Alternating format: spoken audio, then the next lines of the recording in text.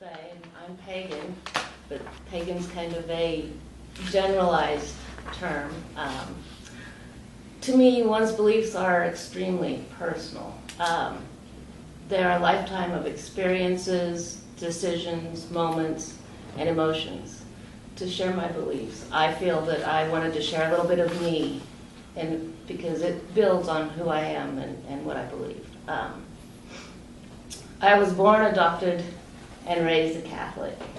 I was adopted through Catholic Charities, and I say now that I'm a recovering Catholic because back in the 70s and 80s, they had stronger lines of, they were stricter, I guess you could say. And since then, apparently, they have eased back a little bit.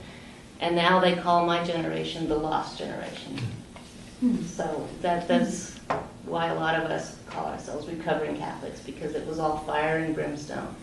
And there was no room for anything but fear. And to me, religion shouldn't be about fear. And that's just the way I was brought up. And then, of course, I always wondered to my parents, I was like, why is church inside? Why can't we be outside? If God is everywhere, I want to be outside. And nobody ever had answers.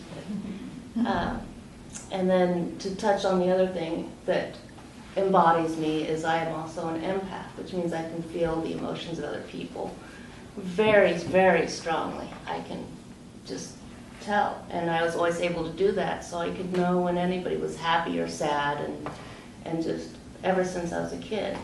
So to me, the happiness was much more important than just a simple belief. It was so much more than just a simple belief in God.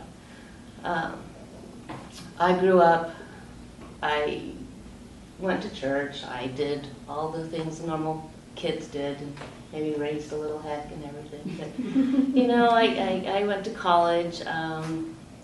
I still questioned a lot of things, but I mean, I wasn't really big into asking questions, because it was all I knew. Small town Kansas, what do you expect?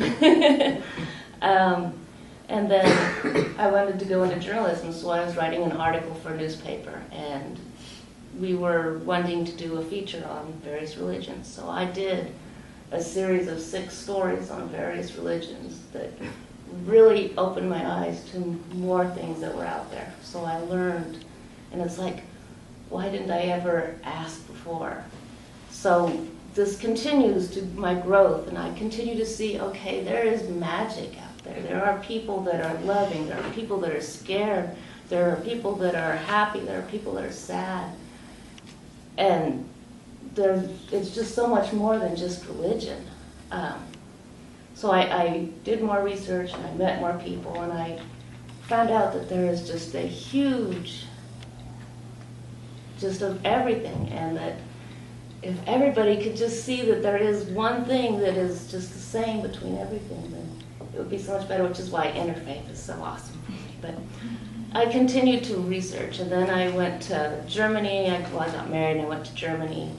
And then more of the sad stuff, I had a stillborn child, and then I started asking why. And then so many religions, to me, can't answer why. It's like, but why? So I started to kind of expand on some of the things I learned when I was when I was doing my articles and doing research, and I did some more experimenting. There are little groves in Germany that are they have walks, they have paths between towns. Instead of roads, they have paths. And sometimes along those paths, there's these big areas that are just open areas, and it's beautiful. And I just spent so much time out there soul searching, and it was magical. Came back, had my miracle son, so there we go. There was magic there too. And then I came back, and I'm still learning. And I created a organization called the Flint Hills Pagans, and that grew from meetup.com, and we became a nonprofit. And we did highway cleanup. We had meetings and gatherings and open rituals, and it was really fantastic. And then my job took me to Kansas City. So this was all happening in Manhattan, Kansas. And then I continued to meet people and learn and grow, and my ideas kept changing. And it's like, it's so much about emotions and feelings and everything. There's a place that I've always also found myself. It's called the Gaia Retreat Center. And it is just a magical camping spot where there's just energies from all belief systems. I mean, as long as somebody is pagan friendly, anybody is welcome out there. And they have Egyptian stuff, and they have Wiccan stuff, and they have just everything that's pulled into little areas and celebrations and stuff like that. And it's just, once again, I'm learning, I'm meeting more people, I'm feeling the energies, and it's just fantastic. And then I kind of, continuing to grow and learn, I moved towards my empath gift, my gift of knowing emotions and feeling people, and knowing that it's something that I can do to help people, to bring them together, to help them understand each other. And that's kind of the areas of my life that I separate into milestones. Is like from the beginning to where I'm at kind of now, and it all just comes together. And this is what I base my spiritual beliefs on. This is where I come from. This is why I feel it's personal, because it's every step along the way developed into what I believe. And I believe that everything is energy. Prayers are energy. Prayers are so strong energy that when you use the word prayer, or when you use the word anything, that like you send healing energies, you send positive energies, once again, it is a terminology thing that I think all comes down to the same thing, and it's all energy. And it's just, when there's love, like at an event at Camp Gaia, when everybody is happy and loving and everything, even those moments that are, I mean, we all have ups and downs, so there's even moments of sadness, but when you have this big energy of love and happiness, it's just powerful. And I know that you guys can get the same experience with prayer and in churches. So I think that it's just wonderful how that, but then I can't limit myself, and I always come back to the fear. I always come back to being taught that God is to be feared. And I'm not trying to, I didn't want to say that, I should have wrote better notes, but it's just, I don't think that pagan, or my belief system is so different. I just couldn't get past that part. So with all this energy that's out there, it's always interesting to me why there are so many people that are uncomfortable with it, why people are like, I'm right, you're wrong. Why can't there just be, just love and the energies that go with that? So I struggle with that. But I don't know, when I come here, I am so accepted. I feel so good. There is so much goodness in this group of people that it just gives me goosebumps, which is why I was so pleased that I was able to join. Back to my milestones, I also believe in reincarnation. So my son, Christopher Defiance, my stillborn son, I know that he will be back.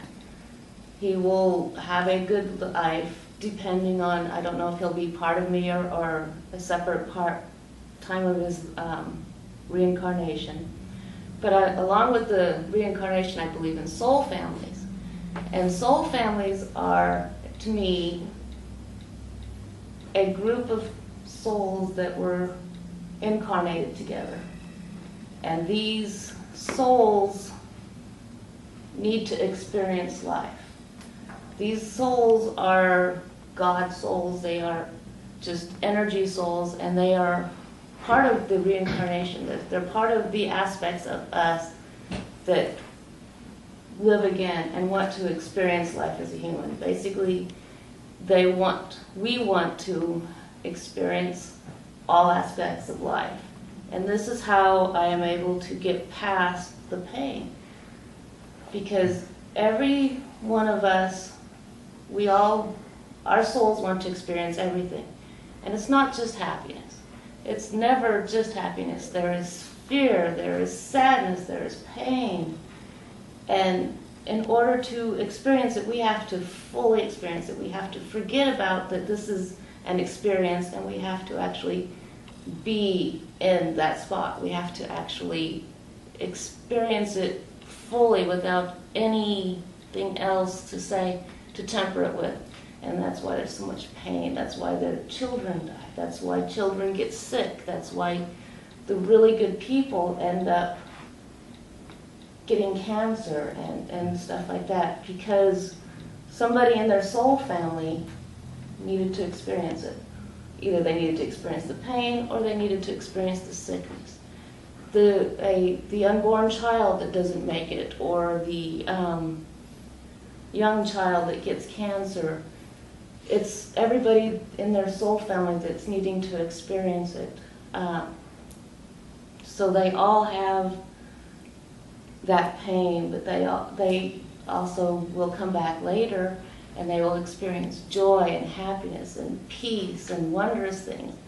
But your soul can't really understand love and happiness without feeling that devastation of pain and suffering.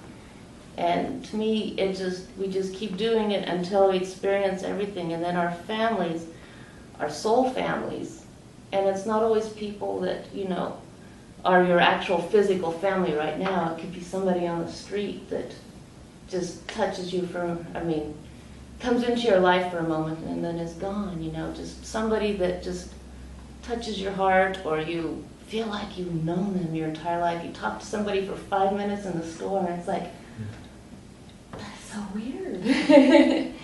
And the other times it's just little things like that, but I think we have fairly big soul families, and that's how I am able to justify all the pain, is because we just are a spiritual being wanting to have a human experience, and there is so much to experience. So this is what I have built upon since I was a kid, and not everything that's gone from there. And now I feel like I'm in a spot where I am able to, I love who I am. I won't say I don't have regrets, but I don't have regrets, because everything that's happened in my life has made me who I am now. And I like who I am. I do yoga.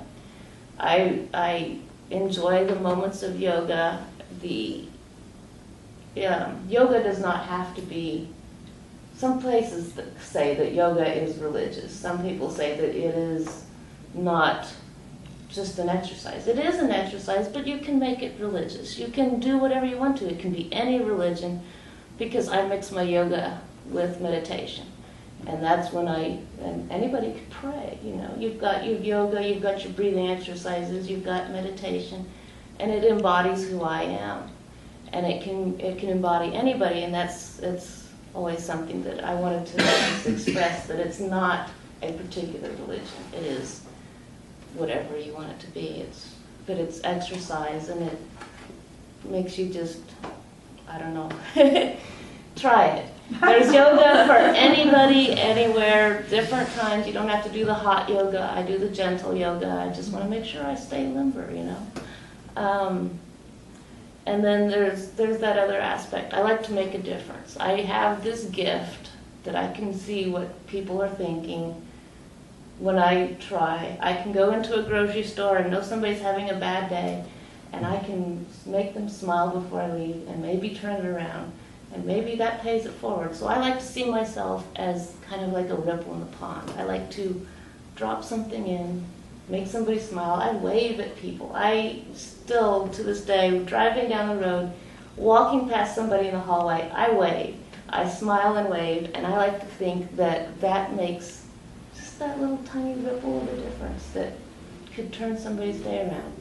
And you know, it makes me feel good because when you smile, it just kind of lifts you up anyway. So if you get another smile, you're lifting them up a little too.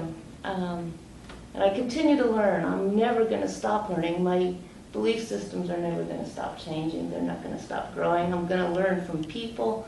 I'm going to learn from books. I'm just going to keep pulling all that in and finding out what feels right, because that to me is what's important, is what feels right. If it doesn't feel right, then it's not right for you. And you are wanting to spread everything and be happy and experience everything, that you want to allow everybody to have theirs, but at the same time, if you spread a little bit of joy, one way or another, it's just going to keep growing, and we need that right now. I'm also going to touch on law of attraction. I would, when I was younger, I would say I was a lucky person, but I also read Pollyanna. Anybody remember Pollyanna? I could always find the good in everything. And to me, that changed how I thought. And to me, when you find the good on everything, it pulls more good stuff back towards you, because it's like, okay, well, this happened, traffic made me late for work, I'm blah, blah, blah, you know. And then it's like, well, you know, if I would have been on time for work, maybe there would have been an accident. You know, I might have, by this person making me late for work, there might have been an accident where somebody could have gotten hurt. You know, there's always all these lines of possibility. And it's like, okay, you find the good in it, and you keep finding that good, and then you've got something else to smile about and share with people. Another thing that I find that really touches me is synchronicity. And that's when you see, like, you're thinking about a butterfly and you see a butterfly. You're thinking about somebody and you get a phone call from somebody. You're thinking about buying this car and you see it everywhere. You know, I mean, it's all this energy that's like, okay, I'm concentrating on this, and it's pulling these good things into my life. So it's kind of also like the law of attraction. But I mean, and then there's always the symbolism of it and everything. But I define myself as pagan and spiritual, not by anybody else's definition except my own. And that's who I am, and that's who I grow into, and I'm just so glad to have been part of this group. But yeah, that's, I put this off for a long time because it's like, how do I really explain it? Because I really can't. So